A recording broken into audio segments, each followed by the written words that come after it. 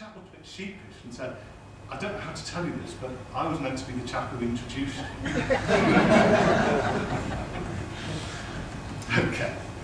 My talk today involves a national obsession at football and asks the question, has money killed the beautiful game? And I think if you were to ask 100 people the question and demand an instant answer, I think 99 out of 100 would say yes, it has. It's not like it used to be. But as usual with questions like this, it's not quite as straightforward as it may be, because yes, there have been negative aspects of money in the game, but there's also been very positive aspects. So you could ask the question, were football's old days really that good? And again, I think this promotes an emotional response, because for most of us, football is a childhood memory. So we have happy memories of football.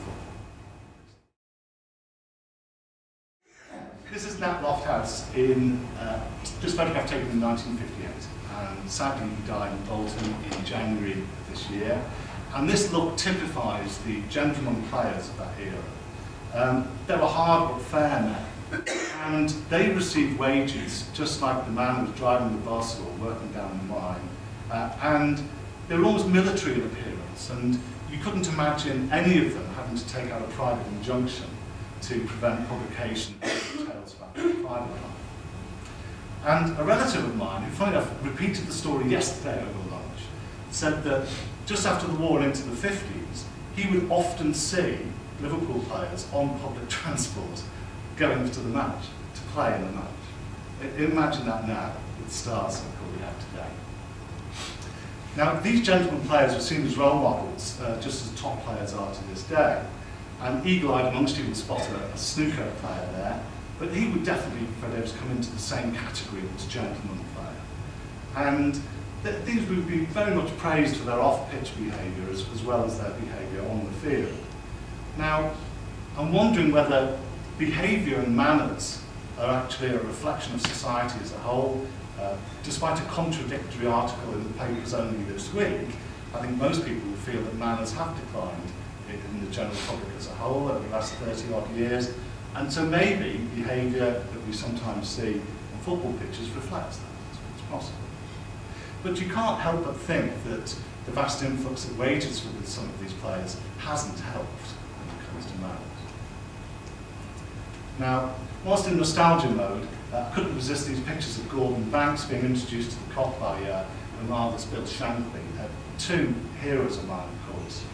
And can't mention Shankly without mentioning a few Shankly remarks. Good job the Everton conference chap isn't here, by the way. I noticed he couldn't make it. But Shankly once said to Alan Ball, well, never mind, Alan, at least you'd be playing near a great side. He also said, if Everton were playing at the bottom of my garden, I'd draw the curtains. And my favourite, when Liverpool signed the massive Ron Yates, who you might recall, absolutely huge, Bill Shankly called a press conference and said to the press, you can walk round him if you like, he's a colossus. And said, with Ron Yates at centre-half, we could put Arthur Askey in goal.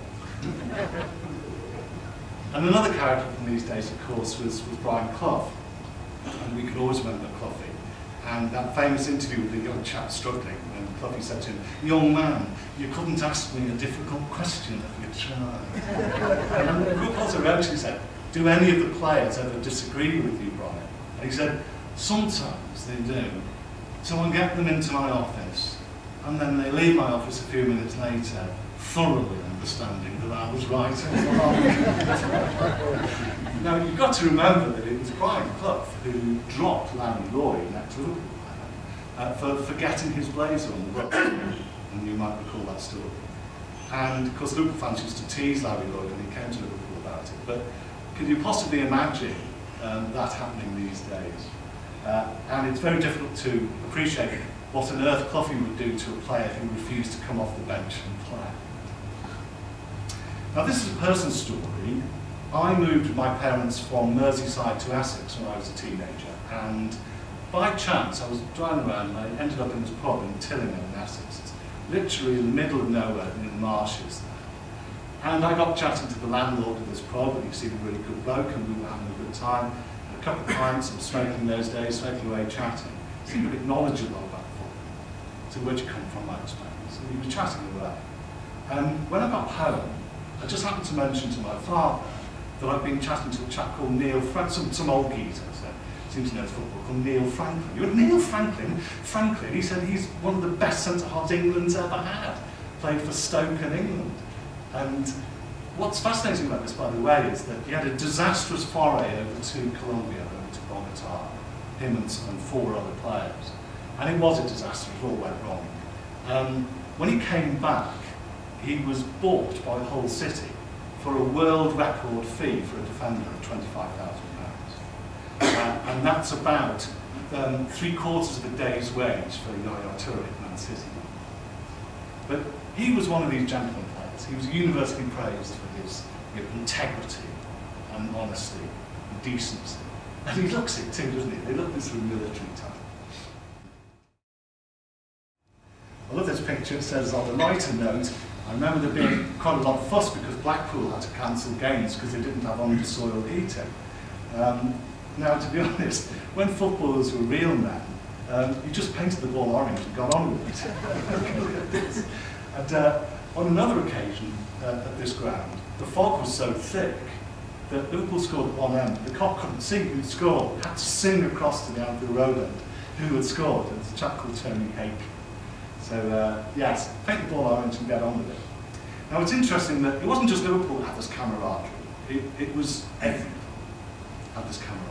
And it's interesting that it's what are deemed, hopefully not insultingly, the smaller clubs now, who tend to have this bond with the players and this same camaraderie, like Stoke and Blackpool. And I don't think it's a coincidence that their managers are not Armani-suited foreign gentlemen who can barely speak the language, but a passionate players and ex-players in England. So it's essential really that they have this bond with the players, and it's the smaller clubs that tend to retain it, I think. Football's got mass appeal, it still has obviously, but it would be ridiculous these days to say it's a working class game. A number of grounds still reside amongst these terraced streets, Anfield being one of them. But it's really getting rarer and rarer, and increasingly, as clubs build huge spaceship-type arenas on greenfield sites outside of their base, city bases, there's going to be less and less ties to the neighbourhoods that used to be associated with the game. And I think you go to places like the JJB or Reebok, and they are fantastic stadiums. But you do feel a little twinge that they're no longer in the communities that they used to serve. But, having said that, just to finish off on that last point, if it's the high streets are having exactly the same problem. It's not a working man's game anymore. You want to go in your car, you want comfort. If you can't park, you don't want to go. So that's where places like JJB and Reebok, hold all the trump cards. Easy to park. Now, remember these two gentlemen, of course, Villa and our dealers, and they joined Spurs in 1978, and foreign players were a real rarity then. It's hard to imagine that. And they just won the World Cup with Argentina, but Keith Birkinshaw signed them for a bargain £750,000 for both. And they weren't welcomed by everybody. The PFA had a few words to say. They weren't very happy with this. But to be fair, I remember them being very popular. When you think our country went to war with their country, and our soldiers were killed by their country's soldiers, you'd have thought they'd be vilified, and it's the absolute opposite. They were very, very warmly welcomed and thought of for the many years that they were over here in the UK. That's Mr. Sugar, of course, looking younger but just as grumpy as ever. Now, I mentioned Neil Franklin earlier, who his day went for £25,000, but what would he have made of the record transfer made in January of this year? It went from 30 million the year before to a staggering £225 million. And highlights were the eye-watering 50 million paid by Chelsea for Torres, of course, and the 35 million that Liverpool paid for his replacement at Anfield. And I'll touch a little bit later on how these sums lead to a wage spiral that, frankly, is unsustainable. And there's a recurring theme as well. There's one rule for football and another for the rest of us. When a club goes into receivership, for example, there's special rulings to do with it that mean that the football club itself get paid, and the players get paid, but any other creditors form the back of the queue. And it seems strange that there should be one rule for football and one for another, but there are different bankruptcy rules for football clubs. You might find it troubling because have you ever tried to get out of a mobile phone contract? And yet Andy Carroll just signed a 5-year deal with Newcastle, just strolled over the Pennines to Liverpool and signed another one.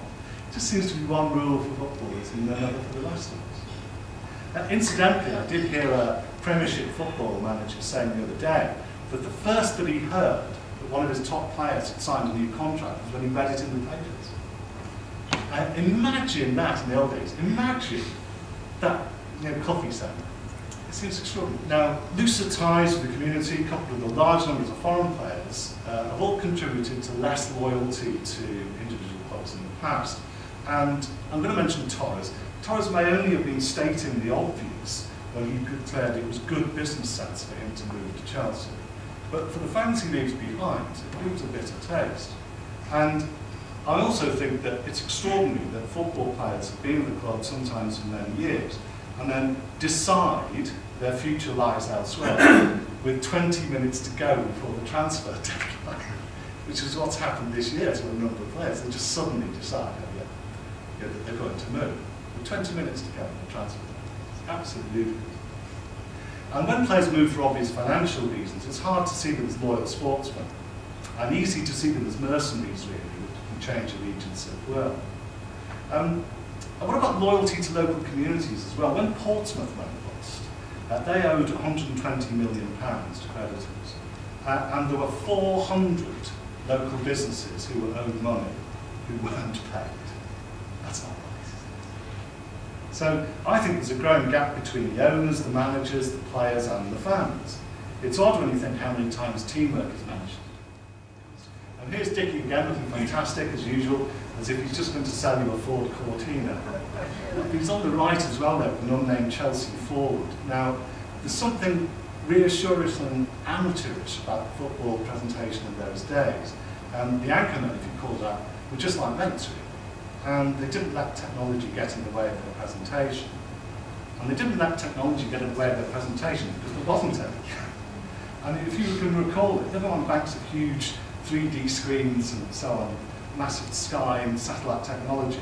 It was the teleprint. Do you remember the teleprint? And it was as complicated as it got. And remember that halting, dodgy font of the teleprinter across the bottom of the screen. And at any moment, you expected it to show, Allied losses to U-boats in between football results to you. On the subject of these World Cup decisions, the FIFA's choice to award the 2018 World Cup to Russia caused some controversy, been widely criticised, but it's the decision to award the 2022 World Cup to Qatar that has really put the cat amongst the pigeons. On the face of it, this is a completely bizarre decision. I mean, to hold the world's premier football competition in a tiny, almost unknown Middle East kingdom. Summer temperatures exceed 135 degrees Fahrenheit, and 1.7 million inhabitants, that's all. And 60% of those are migrant workers. But in Qatar, they've got really excited by this, and the Gulf Times English language newspaper says, and I quote, "A nation's prayers have been answered, the region's demands have been met. Qatar and the Middle East have made history, and as a result, the beautiful game has just got more beautiful." So, are we right to think that? Do we think FIFA's grabbing money in undeserving countries, or is it simply trying to raise soccer's profile in new regions? Now, here's a maligned creature who ranks just below investment bankers and estate agents in the public's affection, the football agent. A recent survey showed that agents across Europe had earned in excess of €200 million last year with transfer deals. So are they the villains of the piece, pushing up wages to unsustainable levels? Well, you could ask the same question about merchant bankers as well, but like most things in life, it's not completely straightforward. I think stereotypes are not true in all cases or all of the time, but there's little doubt that not many footballers are blessed with an intellect to match their sporting prowess. And left to their own devices, they'd fare really badly in negotiating their own terms. When the Legal Services Act comes into full effect next year, by the way, allowing law firms to develop greater business relationships with non-lawyers, in fact that's happening now, isn't it? There's talk of more lawyers becoming football agents. Now there's a marriage made in heaven. I heard recently that football used to be a millionaire's game, but has now become a billionaire's game. And when you look at one of the few old-style owners left, like Dave Whelan, it's hard to disagree. Again, I'm repeating myself, he estimates he spent over £100 million of his own money keeping Wigan athletic. It's quite staggering when you think about it. So does it make you feel more reassured that so much money is pouring into football, or does it appall you that well-loved clubs fall one by one into the clutches of foreign billionaires? Do we lose the history and local ties for them just to become playthings of obscenely rich men? I asked if you'd agree with my opinion, so here it is. I watch football, still love it. Like many, it's in my blood. But I don't love it unreservedly, like I did when I was a kid. I'm not as proud of our national side as I used to be when I was younger either.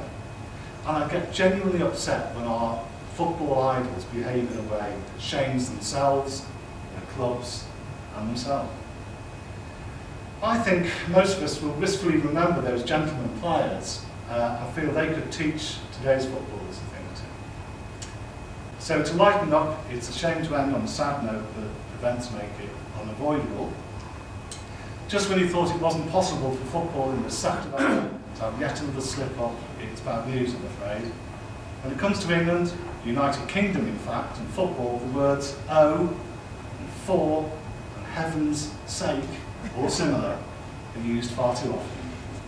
And I'm afraid this is again one of those occasions. In fact, earlier this year there was another UK football humiliation to follow on from the Ladies' World Cup elimination in France. I'm not kidding, but in Istanbul, we recently been knocked out of the Robot World Cup. The UK's best footballers have followed the example of their human counterparts and bombed out of the World Cup. Our first full team was taking place in the 2011 Robo Cup in Istanbul. Sadly, the four-strong squad representing the UK, based out of Edinburgh University, was knocked out in the group stages. I love the spokesman's comments, by the way. He gushed Capello like, I think we could get there, he said. We could make robots who could win that game, as all the pieces are there. If we did get that, the result wouldn't be just about football. We could get them to do almost anything. Marvellous. I particularly like, by the way, the frank, I've just missed a penalty look Lampard expression on the robotic. I've come to the end of my talk today, and I hope you've enjoyed listening as much as I've enjoyed your company. And it only remains for me to thank you so much for your time today. Thank you.